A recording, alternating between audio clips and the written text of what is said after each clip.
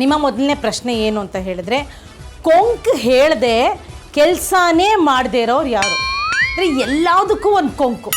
ಇದು ಯಾಕೆ ಹಿಂಗೆ, ನಾನು ಯಾಕೆ ಇದು ಮಾಡ್ಬೇಕು, ಅದು ಯಾಕೆ ಹಿಂಗೆ, ಯಾರು ಹೇಳೋದು ನಿಮ್ಮಿಬ್ಬರಲ್ಲಿ? ಅದು ಏನು ಹೇಳ್ತಾರೆ ನಜಿತ್ ಅವರೇ? ಈ ಎಕ್ಸಾಂಪಲ್ ಏನಾದರೂ ಒಂದು ಹೇಳಿದ್ರೆ ಅದಕ್ಕೆ ಯಾಕೆ ಅದು ಆ ಥರ ಮಾಡಬೇಕು ಅಂತ ಒಂದು ಕ್ವಶನ್ ಮಾರ್ಕ್ ಯಾವಾಗಲೂ ಇದ್ದೇ ಇರುತ್ತೆ. ಹೇಳಿದ ತಕ್ಷಣ ಕೆಲಸ ಮಾಡಲ್ಲ.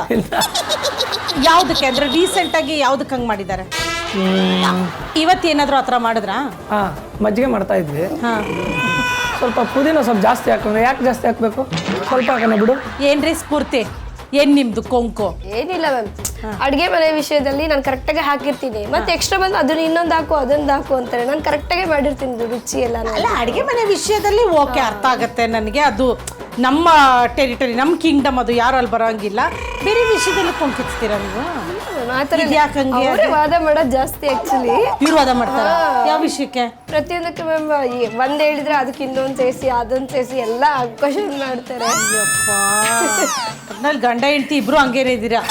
ಓಕೆ, ಸರಿ, ಗೊಂಬೆಗಳು ತಗೊಳ್ಳಿ. ನಿಮ್ಮ ಮುಂದಿನ ಪ್ರಶ್ನೆ ಏನಪ್ಪ ಅಂತಾರೆ, ಹೊಸದಾಗಿ ತಪ್ಪು ಮಾಡಿರ್ತಾರೆ ಆಯಿತಾ, ಆ ತಪ್ಪಿಗೆ ಹಳೆ ತಪ್ಪನ್ನು ತೆಗೆದು ಅಟ್ಯಾಚ್ ಮಾಡಿ ಕತೆ ಹೇಳೋದು ಯಾರು?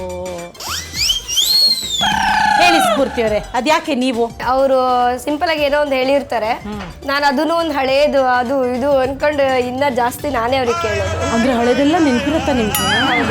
ಅವಾಗ ಯಾವಾಗಲೂ ಆಡಿದ ಜಗಳ ಎಲ್ಲ ನೆನಪಿರುತ್ತಾ? ಮರ್ತಿರಲ್ಲ ಯಾವುದು? ಇಲ್ಲ ಮ್ಯಾಮ್. ಸರ್ ನೀವು ಹಂಗೇನಾ? ಲೈಟಾಗಿ ಮೇಡಮ್, ಲೈಟಾಗಿರೋದನ್ನ ಜಾಸ್ತಿ ಹೇಳ್ಬಿಟ್ಟಾರೆ.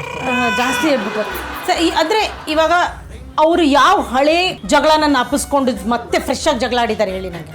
ನಿಮಗೆ ನೆನಪಿರ್ಬೇಕಲ್ಲ ಅದು. ಗಂಡಸರು ಮರ್ತು ಬಿಡ್ತಾರೆ. ಆಯ್ತು, ಒಂದು ಹಳೆ ಜಗಳ ಹೇಳಿ ನನಗೆ ಸ್ಫೂರ್ತಿ. ಅಂದರೆ ಇವತ್ತವರೆಗೂ ಅದನ್ನ ನೆನ್ಪಿಟ್ಕೊಂಡಿರೋದು ನೀವು?